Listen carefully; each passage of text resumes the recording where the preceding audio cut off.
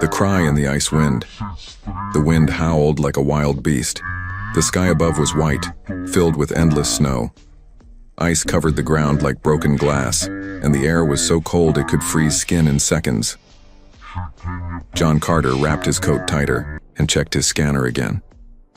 He had come to planet Zarnok as part of a research mission, but the storm came fast.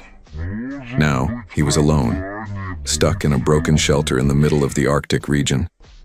His fingers shook as he tried to fix the heat core. It was his only hope to survive. But then, beep, beep, his scanner picked up something strange. A sound, not wind, not machine, a cry. Faint, weak, like a child. John's eyes narrowed. Is someone out there? He whispered. He put on his thermal gear, grabbed a flare, and stepped into the storm. The cold hit him like knives, but the sound was still there, crying, soft and broken. He walked through the snow, step by step. His boots sank deep. Visibility was near zero. Then, he saw a shape small, curled, half buried in snow. He ran forward and knelt down. It was a girl, an alien girl. Skin light blue, hair white like snow. Her clothes were torn, her fingers red and stiff from the cold. She wasn't moving. Her lips were blue, her eyes half open. "Hey!" John shouted. "Can you hear me?" No answer. He touched her neck. Faint pulse. Still alive. Barely. Without thinking, he lifted her in his arms.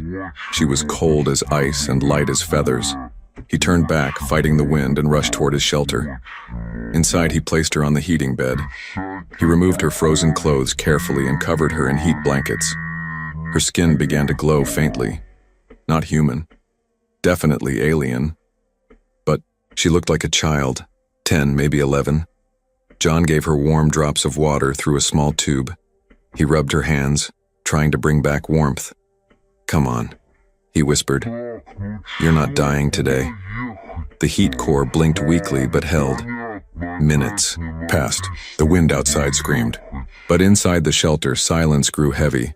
Then suddenly, she coughed. John turned quickly. The girl blinked slowly. Her eyes were deep violet. She looked scared. Her lips trembled, trying to speak, but no words came. "It's okay," John said, holding his hands up. "You're safe here, I won't hurt you." She stared at him like a frightened animal. John noticed her feet were bleeding. Carefully, he cleaned the wounds and wrapped them in soft cloth. While treating her, he saw something on her back, a strange mark, a glowing symbol, like fire trapped under skin. What was that? Suddenly, the radio crackled. John turned and adjusted. An alien voice spoke in static tones, but a translation came through. "Let her die in the snow. She is cursed." John froze. "What the hell?" The message repeated. Same cold voice. "Do not bring her in. Let the wind take her. It is the law." John looked back at the girl. She stared at him with wide, helpless eyes. A tear rolled down her cheek. He didn't know her name. He didn't know why she was out there. But he knew one thing. He couldn't leave her. He sat beside her and placed a gentle hand on her shoulder. "No one's dying in my care," he said softly. "You're not a curse. You're just a child." The shelter's lights flickered, and the wind outside roared like it was angry. But inside, the little alien girl closed her eyes and for the first time, looked at peace. John didn't know it yet, but this moment would change his life forever. Because this was no ordinary child, and powerful eyes across the stars had just seen what he had done. The alien girl slept quietly, but her breath was shaky. Her glowing skin flickered, like a dying flame trying to stay alive. John Carter sat near the heater, watching her. He had added extra fuel to keep the shelter warm. It was dangerous. He had limited supplies, but he couldn't let her freeze again. Suddenly, her body twitched. Her hand reached out in her sleep, fingers curling as if grabbing something in the air. Then she whispered something. "Ria." John leaned in. "Is that your name?" She didn't answer. Outside, the wind screamed against the shelter, walls like a warning. But the storm wasn't the only thing howling that night. Suddenly, boom, the shelter shook. John jumped up. He grabbed his scanner. Something was flying above, circling like a hawk in the snow. He turned off all lights and peeked through the ice window. A black drone, alien-made. Red lights blinking. It hovered above, scanning the area. John's heart pounded. "They're looking for her," he whispered. He checked the shelter signal blocker. Still active. They couldn't trace her, yet. But they were close. Just then the radio buzzed, again. Static at first, then a harsh voice in alien tongue. The translator crackled to life. "The child must be returned. She is not to be saved. She carries death." John's eyes narrowed. Death? He looked back at the girl. Her skin was glowing brighter now. She was sweating. Her body shook under the blankets. Something was wrong. Suddenly she screamed. A burst of blue energy exploded from her chest, just for a second, then vanished. The lights in the shelter flickered. John rushed to her. "Hey, you're safe! You're okay!" But her eyes were wide open now, glowing bright violet. She looked terrified, not of him, but of herself. "Valtesh," she whispered. The scanner beeped wildly. Power levels inside the shelter dropped by 30%. John checked the systems. Her scream had somehow drained the power. Who was this girl? John sat down slowly. He needed answers. He accessed the alien database he had downloaded earlier in his mission. He typed the word she spoke. Valtesh. One result appeared. Old records. Ancient. Mostly redacted. But one thing was clear. Valtesh was the name of a forbidden bloodline. She was born from enemies. Two alien races who once fought a brutal war. Her birth was not allowed. She was marked by both sides. As a curse. That's why they left her to die in the snow. Not because she did something wrong, but because of what she was. John felt sick. "So you were just thrown away?" He stood, up-clenched his fists. He couldn't believe it. He looked at her, so small, so scared, shivering under a heat blanket. "No," he said aloud. "They don't get to decide your worth." Suddenly, knock, knock, knock. A sharp sound at the shelter door. John froze. Then a voice came, speaking calm and cold. "Human, we know you have the girl. Step out. Do not protect what you do not understand." He moved to the door but didn't open it. He shouted back, "She's just a child." The voice replied, colder now. "She is not a child. She is a weapon waiting to explode." Then silence. John listened carefully. Footsteps in the snow. Fading. They were gone, for now. He locked the shelter tighter, reinforced the heat core, grabbed his pulse rifle and sat next to her again. She was asleep again, but her tiny hand had reached out, and now rested gently on his. John stared at their hands. So different, so far from home. Yet somehow they were not alone anymore. He whispered, softly, "You're not a weapon. You're just a scared little girl, and I'm not letting them take you." But deep inside he knew. This wasn't just about saving her. This was about stopping what she could become, or helping her become something better. Outside the storm still roared, but inside the fire of defiance had been lit. The morning came, but the sun did not rise. On planet Zarnok, the Arctic never saw sunlight, only a pale blue glow from the frozen clouds above. John hadn't slept. He sat beside the alien girl all night, his pulse rifle in hand. Outside, no more knocking, no more drones, only silence. But silence on Zarnok didn't mean safety. The girl finally opened her eyes. She blinked slowly as if the world still confused her. "Do you remember anything?" John asked softly. She tried to speak. Her lips moved, but no sound came. John pointed to himself. John, then pointed to her. "You?" She placed a hand on her chest and barely whispered. "Kalira, Kalira," he repeated gently. That's a pretty name. She gave a tiny smile. But then her face turned to fear. Her body tensed. Her hands shook. John saw it again. The mark on her back, glowing brighter now.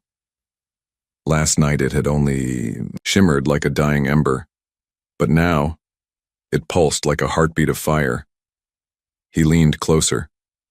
What is that? Suddenly her body jerked. She rolled off the bed and curled up on the floor, breathing fast. Hey, it's okay, John said, moving to her side. But Kalira's skin burned hot to the touch. Her eyes rolled back. Then it happened. A blue light exploded from her spine. The glowing mark turned into a full pattern, ancient writing and shapes spreading like tattoos across her back. Symbols John had seen only once before, in an ancient alien vault sealed long ago. Symbols of destruction and prophecy. He backed away, shocked. His scanner buzzed wildly, showing an energy spike. The shelter's alarm system lit up. Warning. Power surge detected. Lifeform mutation in progress. Mutation? No. She was still just a girl, right? Kalira gasped and collapsed again. The lights dimmed. The energy faded. John rushed to her, picked her up and placed her back on the bed. Her body was warm again. Normal. But the mark, it stayed. What was she becoming? Or was she returning to something her people feared? John connected his scanner to the mark and recorded its pattern. He uploaded the image into the alien database. The answer came fast. The translator blinked twice and displayed one word. Valerix, John. Frowned. That word again. He had seen it in old ruins. A forbidden bloodline. A hybrid born from war.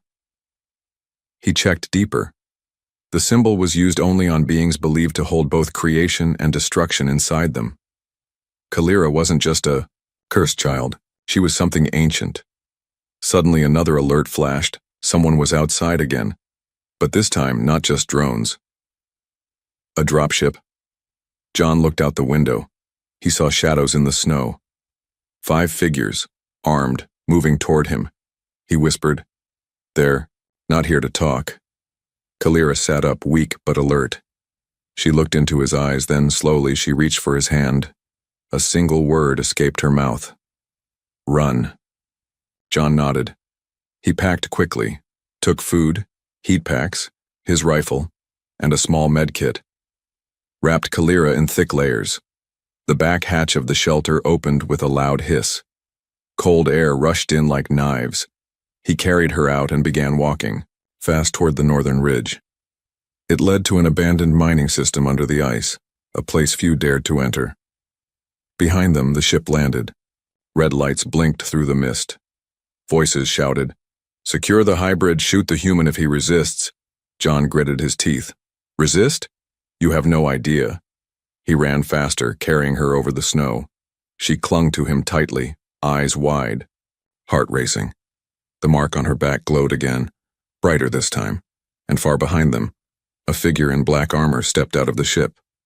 He looked at the trail in the snow and smiled cruelly. "Let them run," he said. "The awakening has begun." Snow sprayed around John's boots as he ran, each step sinking deep into the frozen crust. The wind hit his face like glass, and the cold bit into his bones. But he didn't stop. In his arms, Kalira clung to him, her body trembling. Not just from cold, but from fear. Her glowing back was dimmer now, but the mark still pulsed like a living thing. Behind them, voices shouted through the storm. "Target moving north. Do not fire on the girl, yet. Capture the human alive if possible." John ducked behind a rock outcrop, panting hard. He checked the scanner. 4 heat signatures were moving fast, less than 100 meters away. They were gaining. He looked at Kalira. "Can you walk?" She shook her head slowly. "Legs. Too cold." John bit his lip. He couldn't outrun them forever. But then, he remembered something. A map flashed in his mind. He had studied this area before. "Hold on," he said. There's a tunnel, an old mining shaft. We'll lose them there. He turned left, toward a cliff wall hidden behind thick snow. Lasers fired behind him. Blue. Bolts melted snow where they landed. Kalira closed her eyes and whispered something in her own language. Suddenly the snow around them twisted. It didn't just blow, it moved, almost like it heard her voice. John didn't stop to think. The storm grew stronger, forming a wall of white behind them. The aliens shouted in confusion. John reached the cliff and brushed off the ice. Beneath it was a sealed hatch, old, rusted, but still here. With all his strength, he pulled the handle. It groaned, then gave way. The hatch opened, and darkness welcomed them. He climbed down a broken metal ladder with Kalira in his arms.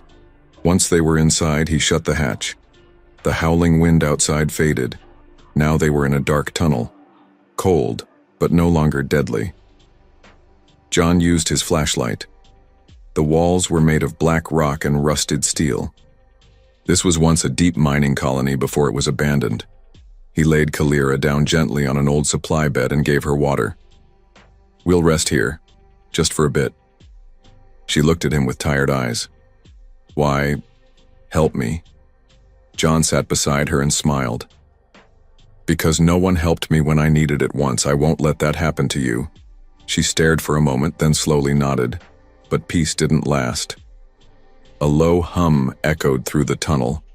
The scanner blinked red. They found the hatch. John stood and aimed his rifle at the tunnel entrance. "They're coming," he whispered. Kalira sat up weakly. Her hands glowed again, but she looked scared of her own power. I don't want to hurt anyone," she whispered. "But they want to use me, to break worlds." John looked at her. "Then we won't let them." He placed his hand on hers. "But if you don't stand up now, they'll never stop chasing you." Kalira nodded. She closed her eyes, and her body began to glow softly. The mark on her back lit up again, filling the room with blue light. Outside, the aliens entered the tunnel. Footsteps, heavy boots. Signal strong. "She's in here." John raised his weapon, heart pounding. He wasn't a soldier, he was just a researcher. But for her, he'd become whatever he had to be. Then Kalira stood. Still weak, but standing. Her eyes glowed violet. Her hair floated slightly, like the air around her was charged. She walked to the center of the tunnel. Her voice echoed with strength. "Stop." The aliens halted, their weapons ready. One of them, a tall one in black armor, stepped forward. "You do not belong with him," he said coldly. "Come with us. Fulfill your purpose." Kalira looked at John, then back at the alien. She spoke with new strength. "He chose to protect me when my own people left me in the snow." She raised her hand. The mark on her back blazed like fire. The tunnel walls shook. The aliens backed away. "This is your last warning," she said. "Leave us." The black-armored alien smiled cruelly. "So be it. Let the stars witness what you've become." He turned and vanished into the tunnel, Shadows with his team. John lowered his rifle, heart still racing. Kalira fell to her knees, exhausted. He caught her before she hit the ground. "You were amazing," he said. She whispered, scared. He hugged her gently. "Me too. But we'll face them together." Far above, in the orbiting warship, red eyes watched everything, and a single word was spoken by an unseen voice. "Activate Phase 2." The tunnels grew darker the deeper John and Kalira went. Their footsteps echoed off the cold metal floor. Strange machines sat frozen in dust, abandoned long ago by miners who never returned. Kalira leaned against John. Her legs were weak again, and her glow had dimmed. "We can't stop here," John whispered. "They're still tracking us." The path split into two tunnels. One led down, even colder. The other was filled with collapsed rubble. John chose the cold. After nearly 30 minutes, they found it. A hidden chamber sealed by a thick frozen door. The scanner beeped faintly. John placed his palm on the panel beside the door. A quiet click, then the ice cracked. The metal door groaned open. They stepped inside, and what they saw made them freeze in place. Dozens of cryopods lined the walls. Inside them, figures just like Kalira, blue skin, glowing marks, frozen in sleep. Kalira stepped forward slowly, her eyes wide. "My kind," she whispered. "They were here?" John looked around. The pods were dead. No power. These people had been asleep for years, maybe decades. He found a console and wiped off the dust. The screen flickered. One word appeared. Project Valyrix terminated. Kalira stared at the glowing text. Her body trembled. "They were like me.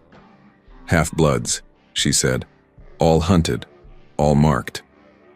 John gently pulled her away from the pods. "This place is a graveyard, Kalira, but it might also be a clue.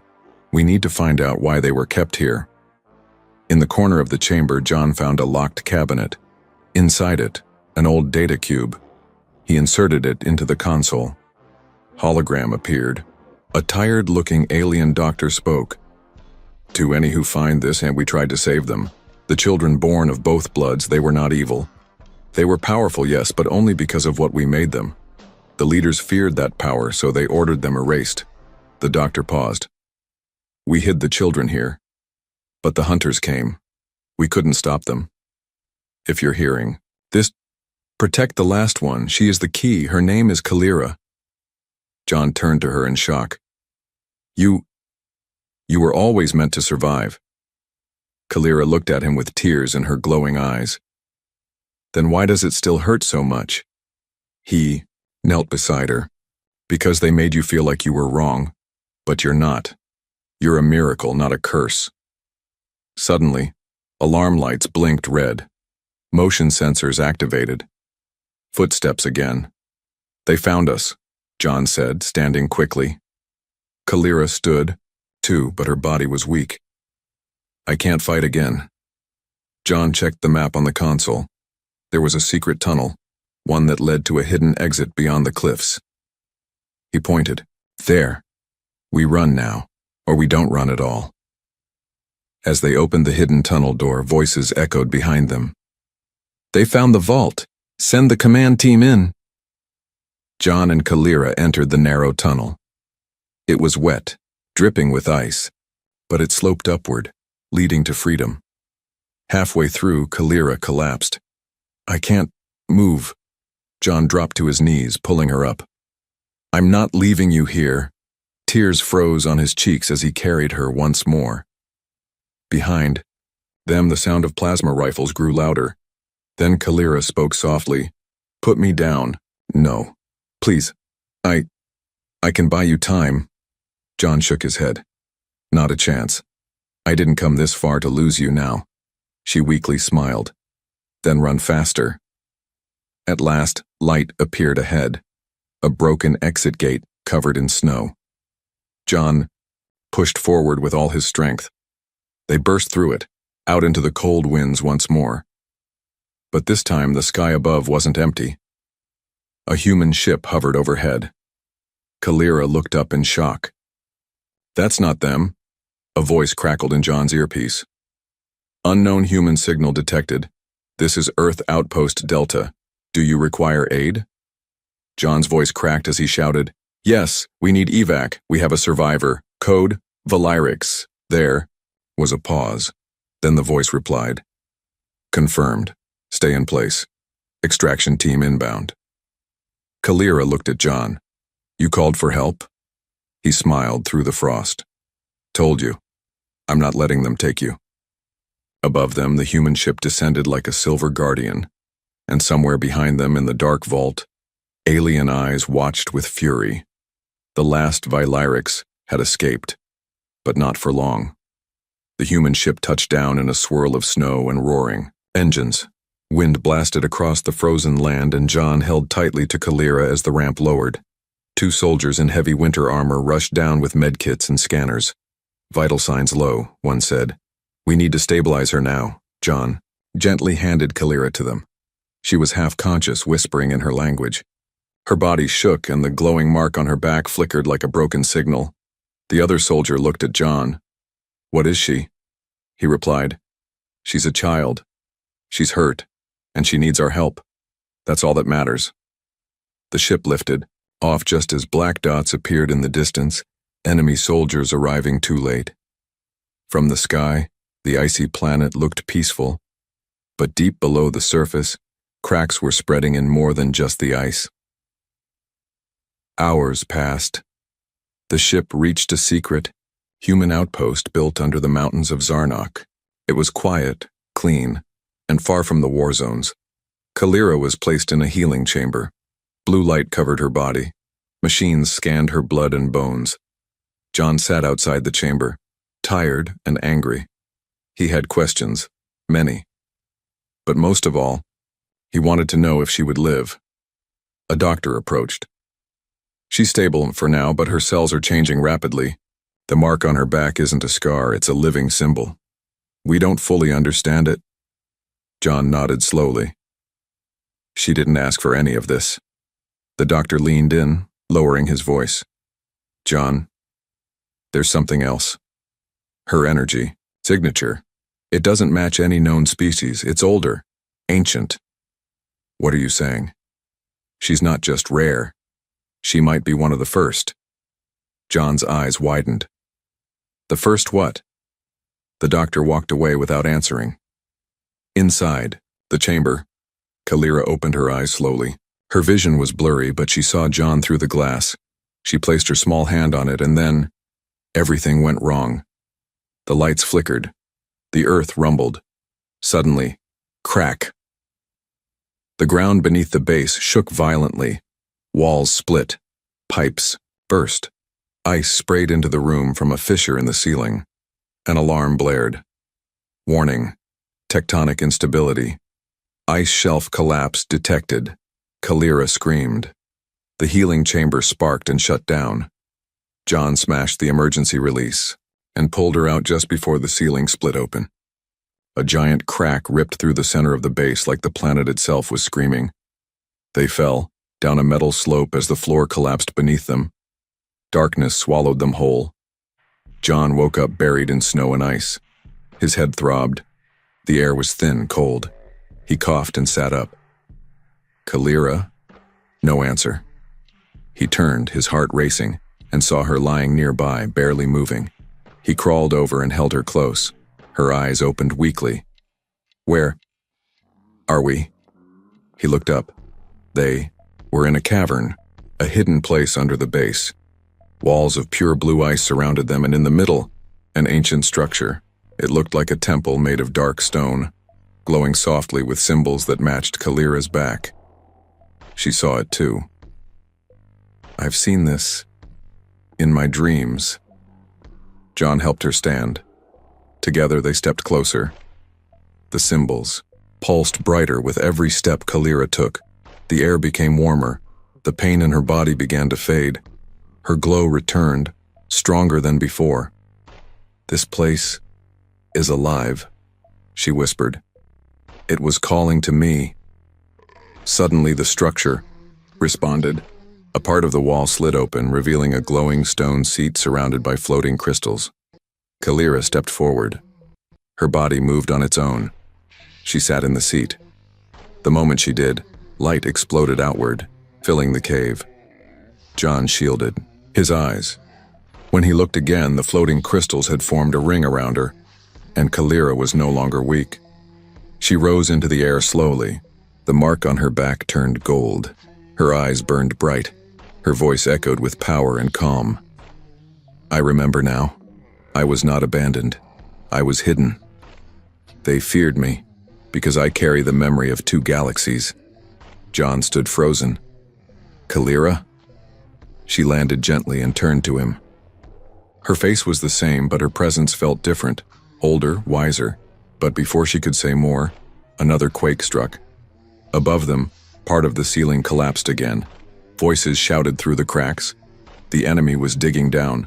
John pulled her close. "We need to leave now." Kalira nodded, but this time she didn't seem scared. "Let them come," she said softly.